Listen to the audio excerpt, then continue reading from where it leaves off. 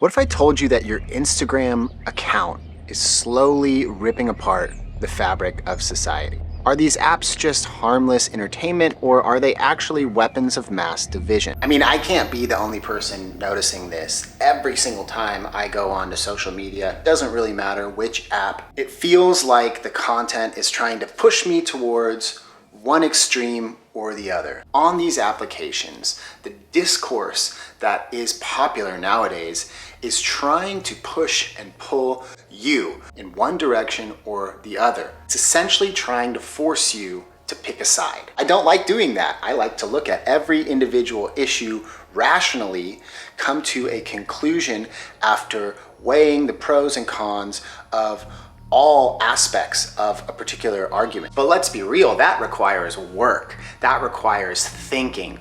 And these applications, the people who control them, the people who control the government, they don't really want you to be rationally thinking, rationally coming to your own conclusions. They much prefer if you just listen to what they have to say, take it at face value, and don't ask any questions. I'm a student of history. I have a BA from the University of California, Santa Barbara in history and cultural anthropology. And it's in times like these, ultra-charged, high-tension inflection points that I believe looking back to history for lessons is the most important thing to do. Because let's face it, we tend to have a fairly short memory. We either don't remember or choose to forget the lessons that history holds for the present and potentially for the future. Because every 100 years or so, it does kind of seem like history tends to repeat itself. That's why actually some historians believe that history is not a linear path from point A to point B, but rather a circle, one in which we are doomed, some might say, to continue to repeat the cycles of the past. Because it does feel like we globally are entering a period of mass uncertainty. And that uncertainty is leading to unrest. The answer isn't clear-cut. There are many different factors and some affect different things, but I think collectively they're all coming together to push the world, specifically the Western world, into a period of great instability. The elephant in the room is social media. I've been a content creator on YouTube now for almost 13 years. I also distinctly remember when the Facebook was rolled out to the public. And back then, it was sold to us as an extra way to connect with friends and family across larger distances. That was the whole point. It was social connection. 20 odd years later, it's become abundantly clear that that is no longer the case. So let's rewind and discuss how we got to this critical moment in the story of humanity. We are literally at a time where, at an increasingly fast rate, the content that we consume, the images that we see, the things that we listen to are being created by robots designed to engage us, enrage us, divide us, isolate us, and lead us towards violence. These are crazy and perilous times, and I believe we can draw a through line back to the beginning of social media. Let me show you how. Things started with the creation of the internet as we know it back in 1983.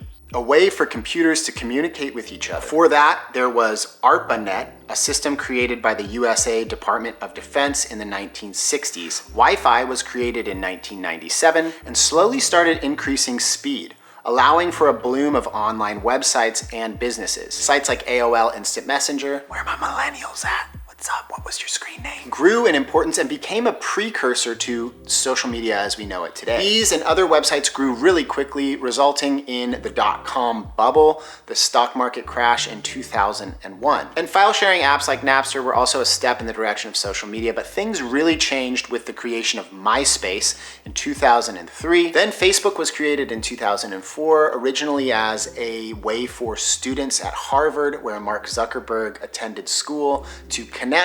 It was rolled out to the wider public in 2006. YouTube was launched in December 2005. Twitter was launched in March 2006. The first iPhone was released in 2007, the App Store 2008, and the era of the smartphone really began as we know it. Instagram was launched in 2010, and then all of these applications began to gain popularity and users, all competing for supremacy and attention. And this is really the beginning of what Nobel laureate Herbert A. Simon dubbed the attention economy back in 1971, in which he theorized in the future humans would use technology ubiquitously, human attention would become scarce, therefore becoming commoditized. There's only so many hours in the day, we can only pay attention to so many things, and therefore that scarcity creates the opportunity for monetization. And here we are, all of us living in that reality now. Problem with that is that all of these algorithms, computer programs designed to optimize for watch time, aka attention. This is where we get into human psychology. We have a predisposition to pay more attention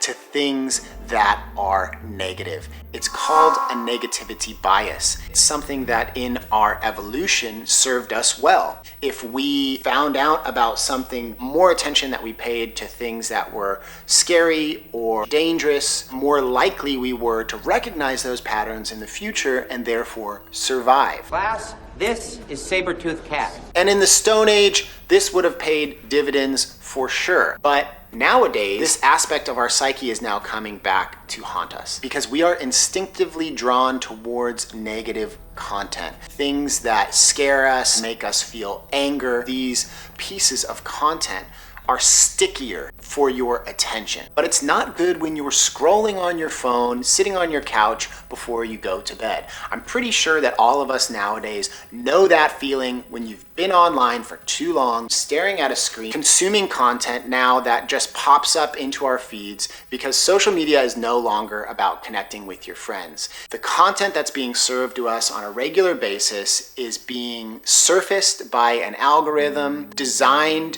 to our likes, but at the same time, every once in a while, they throw something new in there. And those new pieces of content tend to be ones with a negativity bias. The true problem is that these platforms and media networks and politicians now know that we are instinctively attracted towards negative content. And when you monetize attention, what is the best way to get attention? The type of content that enrages people, that creates controversy.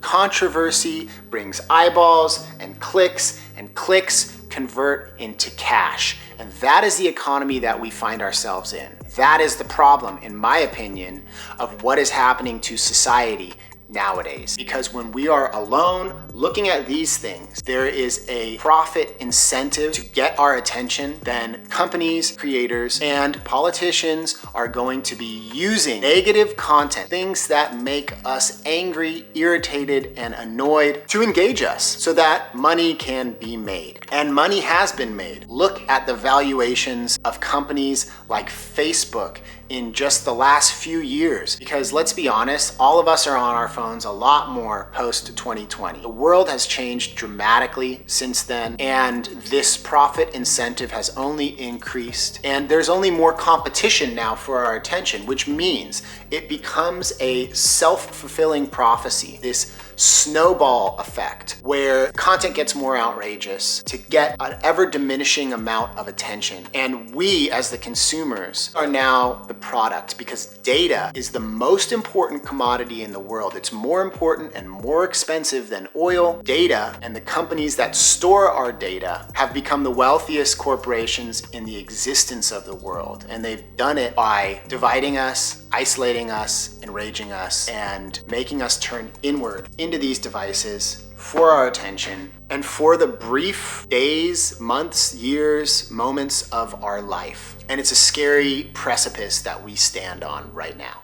This trend has been dominating global, but specifically American discourse and politics for the last 10 years. And its effects are visible everywhere and every day. Young people, Generation Z, who grew up digitally native, if you will, have the highest rates of anxiety and depression in the history of the world. Society is more divided than ever. Politics is more partisan than ever. As I film this, the US government is currently shut down with no hope really of finding a middle ground, reaching across the aisle and starting things again to have a functioning government. In the past, people with differing opinions were able to talk to each other, to have discourse, debate the validity of ideas, and find common ground. Without the vitriol and belittlement of the other. Those days seem long gone. And don't think for a second that the billionaires who control these companies and these platforms don't want it like that. Sun Tzu, the ancient Chinese military tactician and author, wrote the book The Art of War, and in it he writes, "Unity is strength. Divide your enemy and conquer them." That is actually happening right now too, because it's not just the elites who own these platforms, who own the media, who run our politics. It's also foreign nations. Russia, China, North Korea, Iran, all of these countries that are coming together in opposition of Western civilization. And they are using social media to continue to drive a wedge between the social cohesion of the West, to cause division and make it easier for them to play out their geopolitical goals. Russia, formerly the Soviet Union, has been in a simmering geopolitical battle with the United States, with the West, since the moment the Third Reich fell in 1945. That's when the Cold War began, and it has basically continued even after the fall of the Soviet Union. And China, which after a civil war fought during the Second World War against the nationalist government of Chiang Kai-shek. The communists pushed that government to the island of Taiwan, where it remains, and have ruled China with an iron fist ever since. Since then, Russia and China have been working together to try to undermine the global order led by the United States and Western Europe. Basically, it's been a battle of democracies versus autocracies and totalitarian regimes. And one of the underlying foundational elements of Western society and democracy is the freedom of speech. Unfortunately, that is also a vehicle for these other countries to push forward their own nefarious interests. And the Cold War was basically just a giant, simmering, low-level conflict between two ideologies: freedom, capitalism, the free flow of capital, and control, coercion, and communism on the other side. This battle of ideas lasted until the Soviet Union fell in 1991. From the moment World War II ended in 1945 until 1991, those two different ideas of how society should gather and run were at each other's throats basically the whole time. And conflicts were fought, what are called proxy wars, such as Vietnam, the Korean War, Afghanistan in the 1980s when the Soviet Union invaded Afghanistan. All of these proxy wars were fought as ways for communists and the capitalists to fight each other without directly fighting each other. That battle is still unfolding today. It's just happening in the digital world, as well as in places like Ukraine, where Russia invaded the country in 2022, and since then it's basically been a proxy war between the West and a resurgent Russia that is pushing to try to achieve its own geopolitical goals by subjugating countries that it used to subjugate in post-World War II behind the Iron Curtain. We're living through probably one of the most tense and consequential moments in memorable history. Not a lot of us are paying attention to that, and yet I think it's really important, especially when we get back to talking about social media, because those countries are fighting what's called hybrid war. They are doing everything they can to undermine the stability of the West, to undermine our institutions, to undermine our trust in the public good, and they're using social media as a vehicle to do that. Vladimir Putin, who's been in power in Russia now for over 20 years, Russia, for a brief moment in time after the fall of the Soviet Union, was beginning to embrace democracy. Vladimir Putin, a former KGB special agent, used democracy to get elected, to snatch power, consolidate it under his control, essentially turning Russia into a dictatorship in all but name. But Russia is losing manpower, its population is declining, its economy is really just built through the sale of natural resources like oil. Russia under Putin felt like they needed to make a move while they still had the manpower to try to conquer some of these peripheral countries that were once forced to be part of the Soviet Union. Countries like Lithuania, Latvia, Estonia, Poland, Romania, Hungary, and had since become members of NATO, and Ukraine, which was considering joining NATO as well. So we find ourselves in this moment that is extremely tense, where the West democracies are basically having to show autocracies, dictatorships like Russia, like China, that we are united. But unfortunately, it doesn't feel like we are, because of the rise of populism. And social media, I can't tell you, I've had conversations with people I know, and the things that are being suggested by the algorithms on social media, these outlandish conspiracy theories, it's honestly frightening and hard to believe what is being pushed out there on these platforms. And unfortunately, the platforms know that they're being used by nefarious characters, bad actors, foreign nations. Listen to this chilling fact found from an internal Facebook company report leaked to the MIT Technology Review by a former Facebook employee in 2021. In the run-up to the 2020 election, the most highly contested in US history, Facebook's most popular pages for Christian and Black American content were being run by Eastern European troll farms. Troll farm? No, it's not those little trolls with the crazy hair. It's robots being run by hackers being paid by foreign governments like Russia and China. These pages were part of a larger network that collectively reached nearly half of all Americans, according to an internal company report, and achieved that reach not through user choice, but primarily as a result of Facebook's own platform design and engagement-hungry algorithm. So what does that mean? It means that Russian Secret Service was using our social media platforms to influence, to divide, and to try to take advantage of the freedom of speech and the free flow of ideas to drive division, to drive uncertainty, to drive a growing lack in the trust in our institutions, and in doing so, destabilize the West, allowing them to begin to try to play out their own geopolitical goals and ambitions. So what about TikTok? Well, TikTok is actually owned by a company called ByteDance, and if you haven't been paying attention to the news in the last couple of years, ByteDance is a Chinese company, and in China, every business, regardless of what it is, has what's called a golden share, a vote that allows the stakeholder, which in this case is the Chinese Communist Party, the CCP, to make decisions that outweigh all other stakeholders. So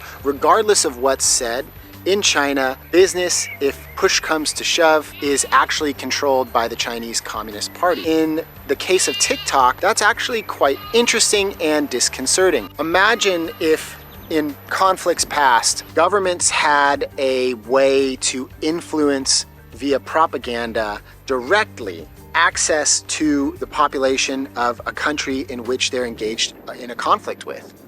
Imagine World War II. If you know whose government had the ability to send direct messages right to each and every American, obviously they would be wanting to use that, and they would use it to try to undermine confidence and to try to get people to feel dissatisfaction because of that negativity bias. In China, on TikTok, they limit under 14s to less than 40 minutes of TikTok use a day, and under 18s to under 2 hours of TikTok use a day. They're not allowed to use the application early in the morning or late in the evening, and the content that's actually being pushed and surfaced by the algorithm there is content that promotes learning, sciences, mathematics, and physical fitness. Whereas in America and in the West, that is most certainly not the case. The content that is surfaced by the algorithm feels like it's actually designed to slow our brains down, get us not to think, feeling stupider and more angry.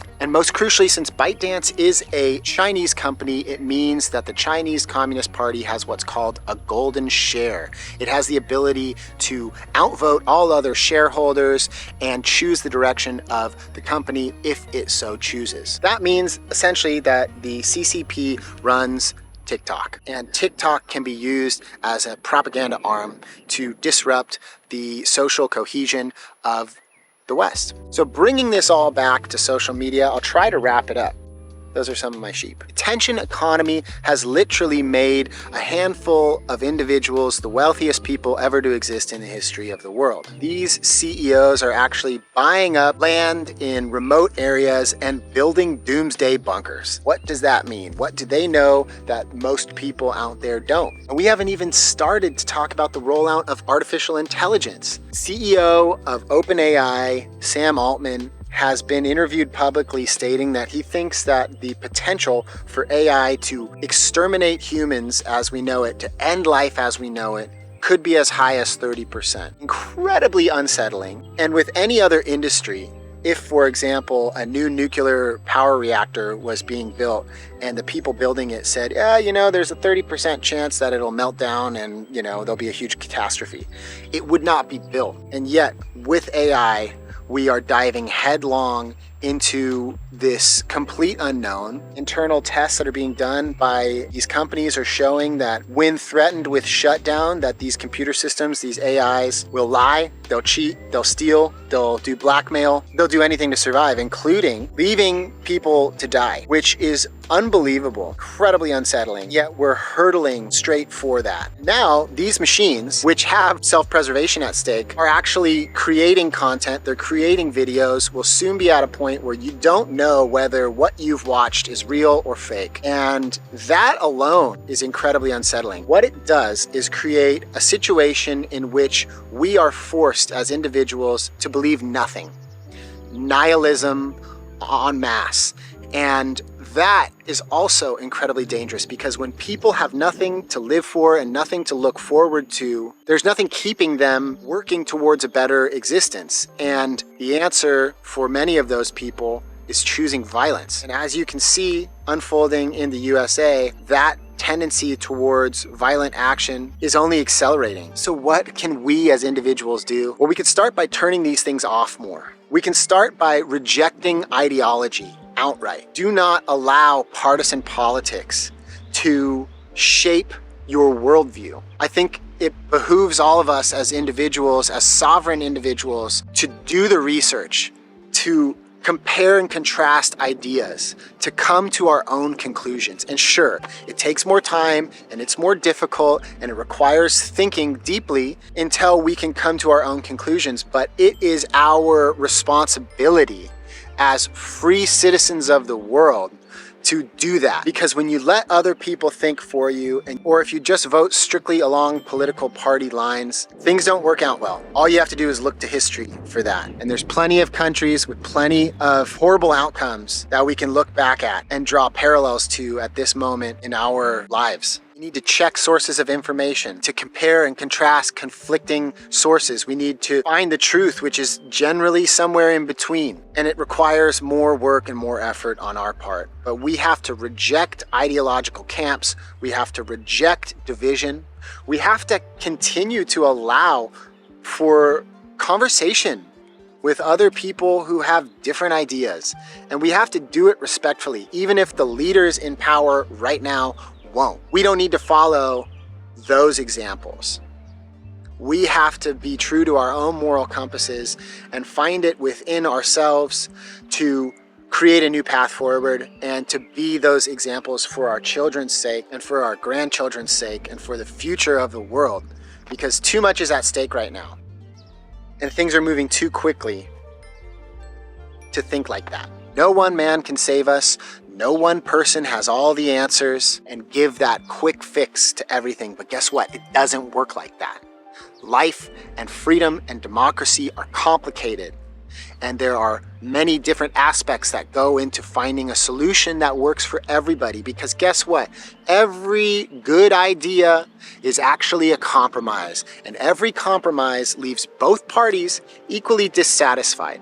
Nobody gets their way all the time. It just does not work like that. So reject being led on this path towards division and towards destruction. Let's treat each other with respect. Let's strive for composure, showing dignity to others. Because if we dehumanize people who have different ideas than us, then we are truly doomed. Because like it or not, we're in this together. So reach out to your fellow countrymen, have conversations politely with respect, and let's set the example and the tone that our leaders are not. So when you're out there scrolling, consider yourself aware. The content that you see is being used to try to push you or pull you in a certain direction. Whether it's over here or it's over here, it doesn't really matter. It's up to you to see between the lines, to read between the lines, and to see what is actually being done. We are living through wild, unprecedented times, and we do not know where this leads. We, as individuals, have a responsibility to the future, to our children, to the next generation, to try to find the right way through this mess. The period of stability that we experienced for the last couple of decades is over. We are entering a new period of unrest and instability. Our attention is commoditized. It's the most important commodity in the world. So protect it, because there's people out there and there's bad actors out there who want to distract you, dissatisfy you, divide you, and enrage you.